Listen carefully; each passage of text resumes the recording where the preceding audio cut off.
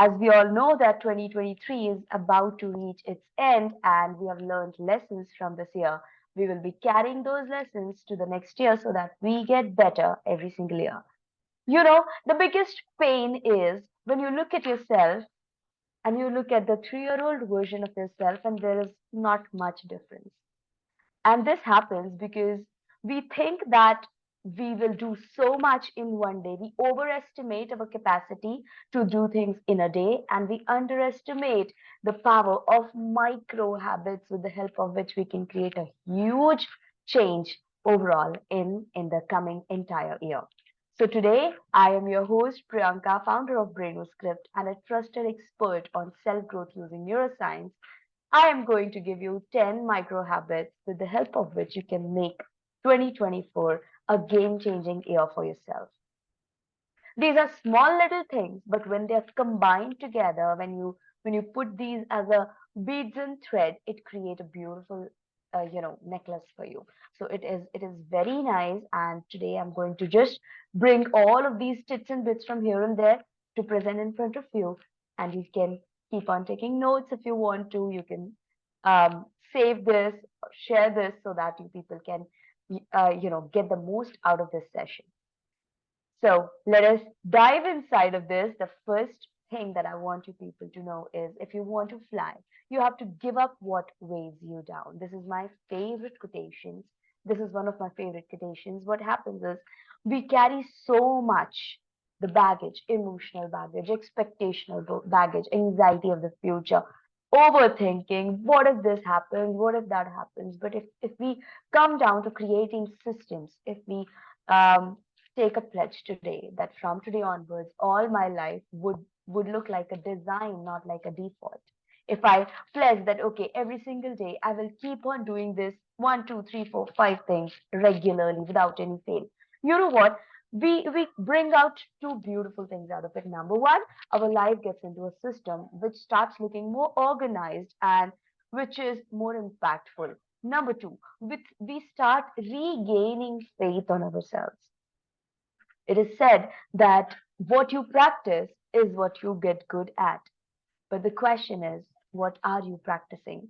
In general, 90% of people, they keep on practicing overlooking their own dreams. They keep on practicing procrastination. They keep on practicing delaying things to the next day. They keep on practicing indiscipline. They keep on practicing emotional eating, emotional shopping, hoarding up information. So, what are we teaching ourselves? We're teaching that this is okay, and you know what? These are the baggages that weigh us down and because of which we cannot fly as high as we want to.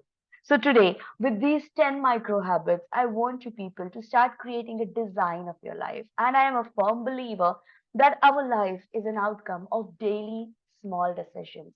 These small little decisions that we keep on making from morning till evening, if we pick up the right choice correctly at the right time, trust me, we can do much, much, much better than what we are doing right now. Okay, so with this, let us get inside of this and know what is the first thing that I want to talk to you about.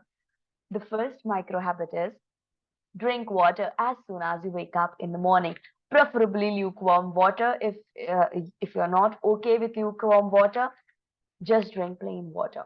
You know why? Because for like 8 hours, what happens? You've been asleep and your entire body has got no access to water, so the hydration goes low. Your brain needs 20% of all the things that your entire body takes, even though your brain is just like teeny tiny little organ up there. But it is very much important for us to consume water early in the morning. It takes care of the system, it cleanses us from the inside, and it awakens our brain. Like it is kind of a splash on the face, like the same thing happens when we drink water early in the morning for the brain. It puts us into more attentive states with all the other things that it has, all the other benefits that it carries.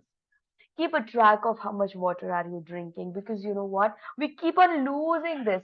I know you'll be going like, Priyanka, this is so common, I've heard it 100 times. I know, but hearing it 100 times and doing it every single day are two different things. I want you people to start tracking how much water are you consuming. If you're not consuming 8 to 10 glasses of water, trust me, you are doing a disservice to your own body. What do you need to do? Either you could take a tracker like this. If it gets hard for you, get a bottle of 1.5 liters, okay, and make it a promise to yourself that till this time I will finish this bottle, then refill it until this time I will finish this water. So if you do not measure, if you do not track, you will convince yourself, I've had enough. I'm not thirsty. But you know what? It is not about thirst, it is about cleansing your entire system. Okay? So keep a track of how much water you're consuming. It is very much important for your health as well as for your mental alertness.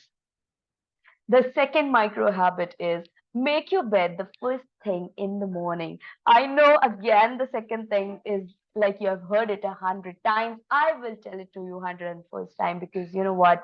These small little wins of the morning. If you people are aware of this, it is a common saying that if you win your day, if you win your morning, you win your day. So how do you win your morning?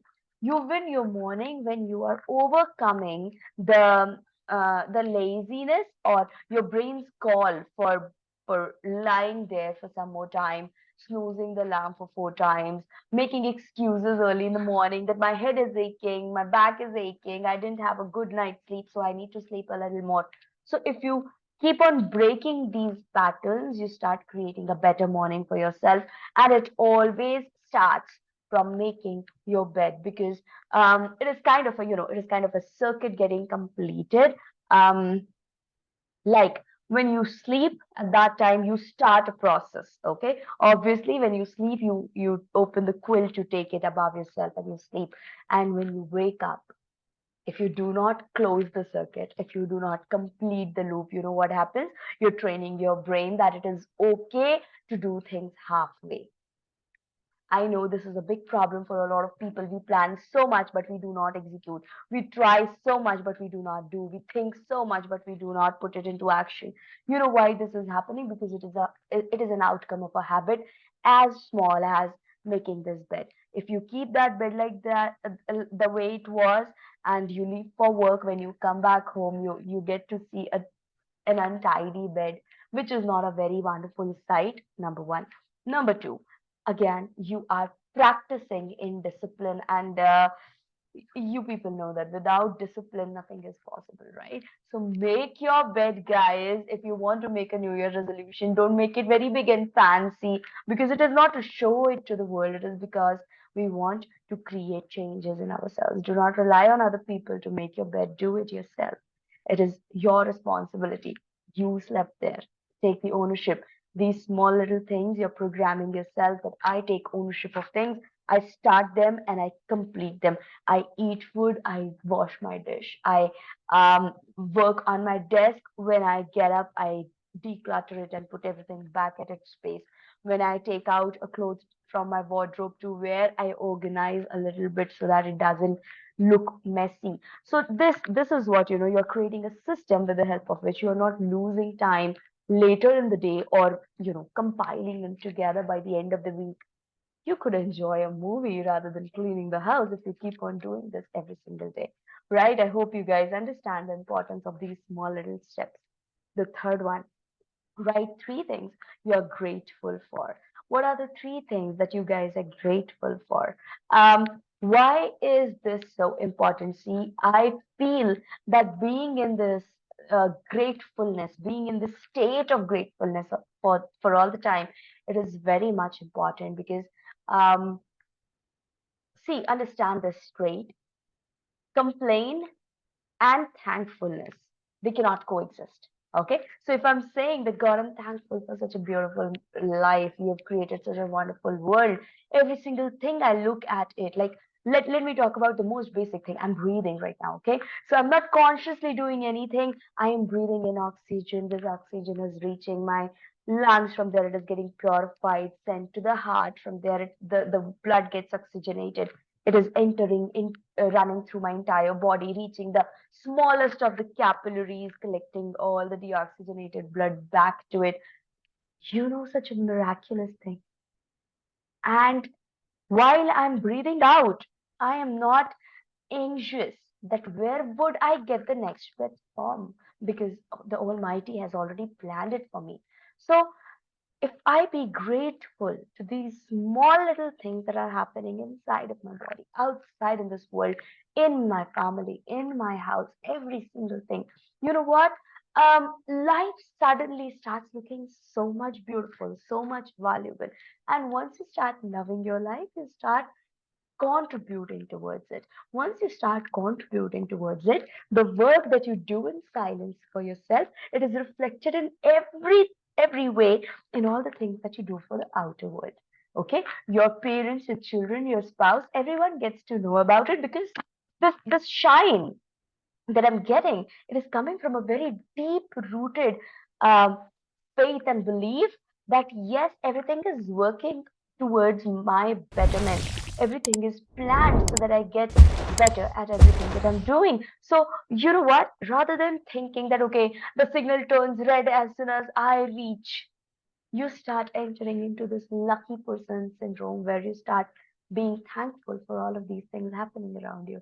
Okay, and if you keep a journal, if you can just write three things that you're grateful for early in the morning or late at night, anytime is okay. You you ground yourself. You tell it to yourself that, you know what, I keep on crying and cribbing about so many things, but the world is beautiful. The ups and downs of life, it is a part of life. Life is meant to be like that. No one said that I had a life like, oh, okay, I was just sitting on my sofa having my popcorns and watching Netflix and I got success. No, no one will tell you that story. Everyone has their own share of ups and downs and struggles.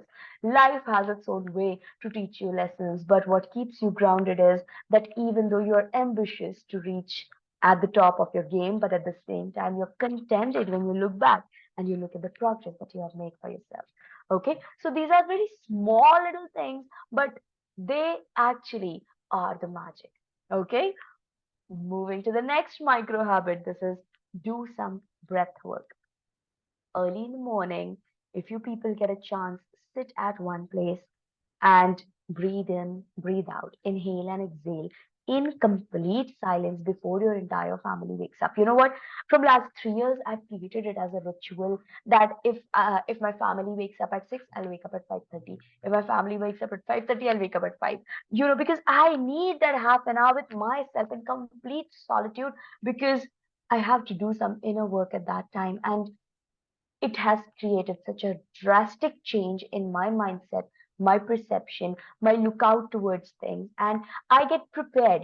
Before being a mom, I am Priyanka. Before being a business person, I'm Priyanka. Before being a wife, I'm Priyanka. And this space that I hold for myself, I fill my cup during that half to 1 hour of time early in the morning. The energy that I fill in my cup during that time, the same affection, the same love, the same wisdom, I keep on scattering throughout the day like confetti. And people around me, they've started observing that change. They've started appreciating that change. The people who are in this community from last 5, 3, 4, 5 years, they might have seen this change in me. They've seen me growing, right? This growing and glowing, it happens when you do the inner work in solitude. It is so much important. What do? What is this breath work?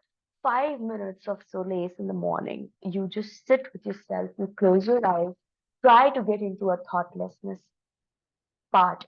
Try to be so much inside of yourself that you start talking to yourself. Your intuition starts guiding you, and it is so beautiful. Okay, I want you people to experience this. You will forget the dopamine rush by Instagram reels and all of these things, right? It is so much powerful. The fifth one, practice mindfulness when you are overwhelmed. Throughout the day, there are going to be a lot of moments when people push your buttons, when you want to scream out loud, when you want to, you know, um, hide behind excuses, blames, and complaints, when you just do not want to show up and confront. Life will keep on giving you all of those moments, but what to do at that time when you feel that you're disoriented, when you feel that you're getting off track, I want you people to be mindful at that time. Immediately getting grounded, it is so much important. And I will give you one simple technique to do this. You can do it anytime sitting on your chair, work desk, anywhere you can do it. It is called 5 4 3 2 1 coping technique. What happens here is the first thing, ask yourself, What are the five things that I can see and notice? And in your head, count. Okay, I can see this camera. I can see, the things in my books here. I can see my timer here. I can see my spectacles there. Okay, so five things that you can see around yourself. Then four things that you can touch. I can touch the sofa. I can touch the ground with my feet. I can touch this chair I'm sitting on.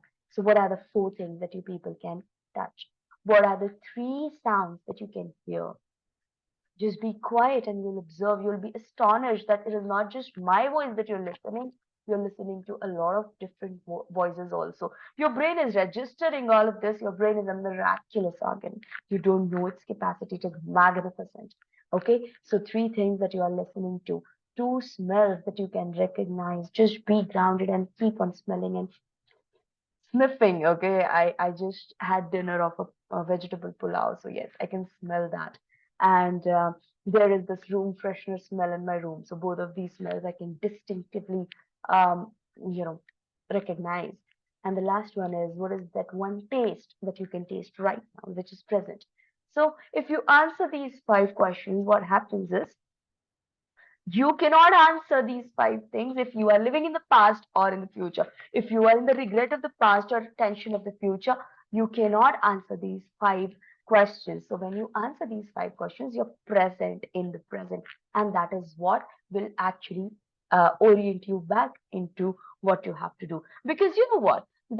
The miracles that we do, the work that we do, the art that we display, it happens in the present only. I can sit in front of you and keep on regretting all of my mistakes in the past. What do you think? I've not created mistake. I've not done committed mistakes. Hundreds of them, right?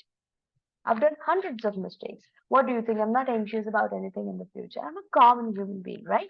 There are 100 things that I'm planning for the future, which I do not know how they'll go.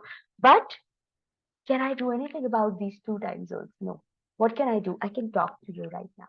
This is the present. If I'm not 100% present in the present, I'm losing this opportunity to connect with all of you. Okay? And that, my friend, would be a disservice to me, myself, my profession, my art, to all of you, which I'll never afford to do. Similarly, when you are working on your art, when you're working on your craft, when you are in the office, when you're studying, when you are contributing something towards the world, when you're raising your family, when you are bringing joy home, whatever it is that you're doing, if you're doing it with your brain zoned out into any of these past or future time zones, you are doing disservice to that particular role. Come back. Okay? Mindfulness, if you keep on practicing it, it becomes a lifestyle. Then your brain will not hold all of this data from the past and the future. Your brain will, you know, declutter all of this, create a space so that good ideas can come in and you can start executing them. It's so much important. The sixth one, set intention and a goal for the day. This is so much important. Oh, if I had a highlighter, I would have, highlighted the entire screen to tell you this. It is so much important for us to set intention towards anything that we do. If I'm doing this session, even before starting this session, I had a clear intention that I want to educate people on these 10 things which I personally feel that can change their life for good. And my intention is that whatever has helped me to become who I am, I want to give this to the people, my community, my people, my family. So the intention is very clear. Okay. Goal of the day has to be very clear. When will I feel that, okay, Priyanka, you did good? If I do not have a goal for the day, I will never be able to celebrate myself. If I do not celebrate myself, where is the dopamine rush? It is all chemistry, right? This brain is a chemist. If you do not show it the right pictures, it will keep on pouring the wrong chemicals. And if it keep on pouring the wrong chemicals, you create something else for yourself which you do not even desire. Excuse me. So the bottom line is, you need to know that what do you want to do in this one day? What is your goal? When will you feel accomplished? What is your expectation out of yourself? Okay. So every morning, I prefer doing it one night before. It is totally dependent on how you feel doing it. If you plan your day a night before and you say to yourself that, you know what, Priyanka, you should do this, this, this. If you finish this, I call it as a successful day. And inside the community, if you people are here for quite a while, you know that we do 2-3-2 framework, which is 2 morning rituals, 3 most important tasks of the day, and 2 evening rituals. So that is the goal of the day. Okay. So if you keep on doing this every single day, at the night you sleep with the satisfaction that yes, I gave it my best. I did all three my most important tasks, MITs that I have to. I did my morning rituals too. I did my evening rituals too. So I did it. I nailed it. Once you say to yourself, you know what, you're creating the pattern that I'm an achiever. I'm meant for bigger things. If you keep on doing these three tasks for 10 days consecutively, 11th day, you will upgrade your tasks. Okay. So there is one thing, you know what? I heard it somewhere that if you yes, it was said by Dandapani. He said that if you really want to outperform yourself, whatever you're doing, if you're doing it for 1 hour, try to do it for 1 hour, 10 minutes. Okay. If you know your level of delivery, try to do it a little better, a little longer, a little better, a little longer. If you keep on doing this for every task that you do, okay, a little better means you can reduce the time of the task that you're doing. You can improvise the quality of it. You can just raise the standards, keep on raising the standards little by little. And you'll see that in a course period of like 90 days, you'll be totally transformed. Okay. So taking small daily steps is progress. It is not sitting at one place and dreaming that you know what? Tomorrow I will sleep as Priyanka on 31st of December and I will wake up like Priyanka Pro Max on 1st of January. It doesn't happen. It doesn't work like that. Never happened to anyone. Is not going to happen to you too. Every single day you have to make the teeny tiny progress that makes you feel that yes, I did a little better than yesterday. That's the that's the point. Okay, the seventh one. Take out time for your loved ones. People, please take out time for your loved ones. This is something, I've heard this from so many people a number of times. They say that I am doing this over time for my kids. Your kids, they don't need that extra money. They don't need toys only from the Hamleys. No, they need you to sit with them to play. I hope I'm making sense. Your aging parents, they do not need, that you should only be able to take them to those world class facility medical treatments. They want you to take care of them personally, at least half an hour every single day. Why cannot we do that? And if you will not schedule it, trust me, if you will not schedule it, your work, it will spread. It is Parkinson's law. If you do not contain your work inside a time frame, it will keep on spreading throughout the day and you'll feel exhausted. You'll feel consumed. You'll feel like, okay, I'm working across the day. I don't have any time, but you know what? This is important. You have to take out time. We are, if you're a parent, you will understand this. As a parent, I'm saying this, we are raising the next generation. We are responsible. Okay. We are responsible to raise kind and helping and compassionate souls. If we are unavailable, they will be unavailable too. You have to teach them that what are the values of being a human, what are the values of being in the setup of a family, what are their roles towards every single person of the family. Imagine if I cannot take care of my father and mother, if I'm not able to look back at them and call them at least once a day, ask them how are they doing in the entire year. I cannot take out at least a month to be with them, to listen to their old stories 100 times. What's the point? This is my personal philosophy. You may differ, but I believe that we should take out time for our loved ones because ultimately, whatever we do, we say to ourselves that we are doing it for them. Let us ask them what is more important for them. Okay, let us take a pause in 2024 and spend time for the well-being of all of these people. And you know what? It is kind of a domino effect. Okay, the most important work that we do happens inside the four walls of our house. Okay, that is where we get nurtured. That is where we get nourished. That is where we feel valued. Okay, um, that is where we get our worth from. Okay, and human beings. When we know that we are worthy of something, we are contributing towards something, we live longer, we become happier. It directly affects our well-being. Okay, so your well-being depends on the quality of your relationships, and your relationships directly are dependent on the quality of time and attention that you provide to them. Okay, so please put that phone aside at least for half an hour every single day. Look into the eyes of your spouse and talk to them. Look into the eyes of that little kid who wants to tell you the story of the monster he saw in dreams yesterday.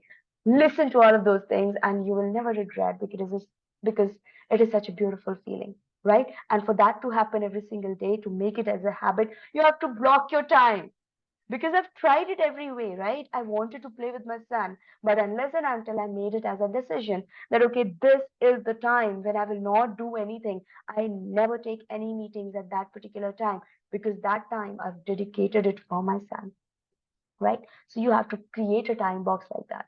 Otherwise, it will not work out.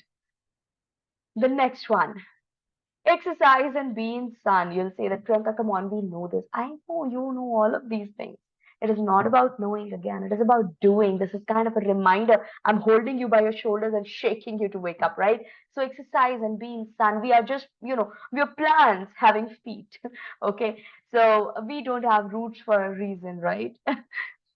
We should move. It is important for us to move, to exercise, to build strength. I've heard this quotation, and I would like to tell it to everyone because it made so much sense to me. It said that you say that you can die for the people you love.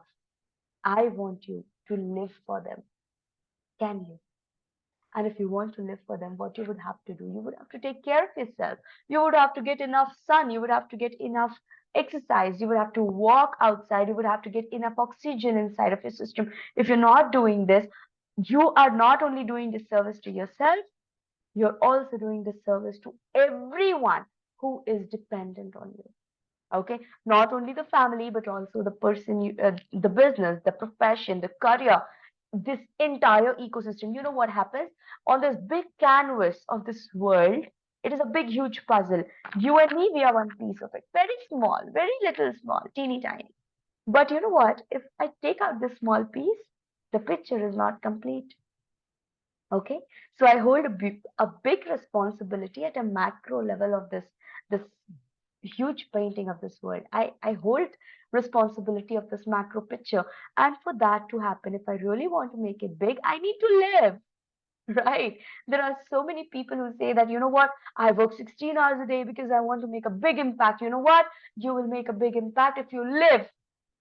And if you really want to live, you would have to eat healthy. You would have to take care of your health, because if you die, what will happen? Your impact, your business, your plan, your vision, everything goes into vain, right?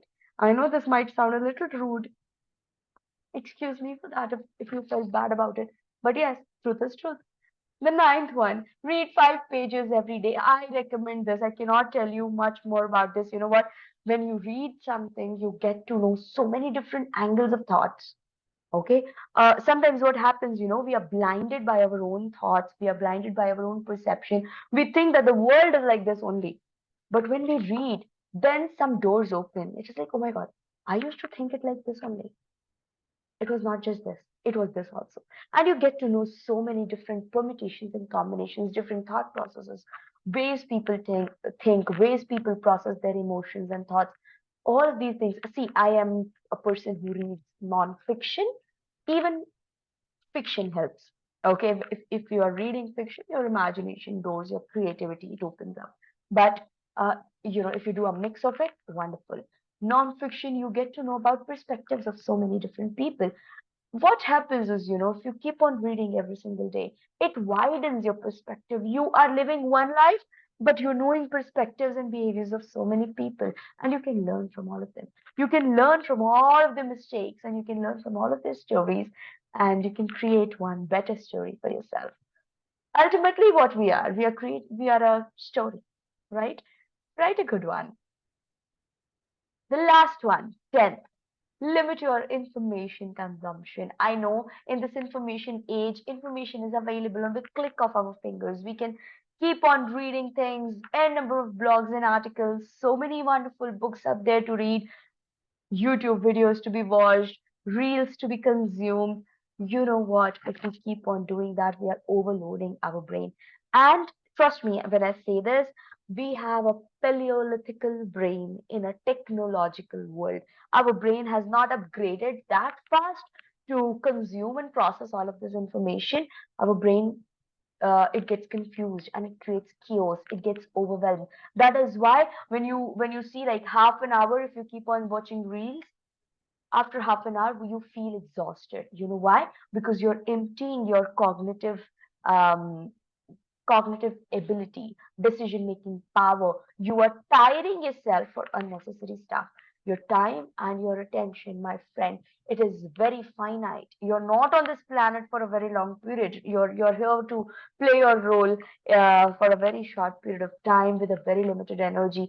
Put your time and energy into the things which really matter to you. Your focus is your currency for your growth. Spend it wisely. If you keep on putting focus into anything, there is one saying which my husband keeps on repeating like so many times. I would like to share that with you. He says that if you focus on shit, shit grows. If you focus on you, you grow.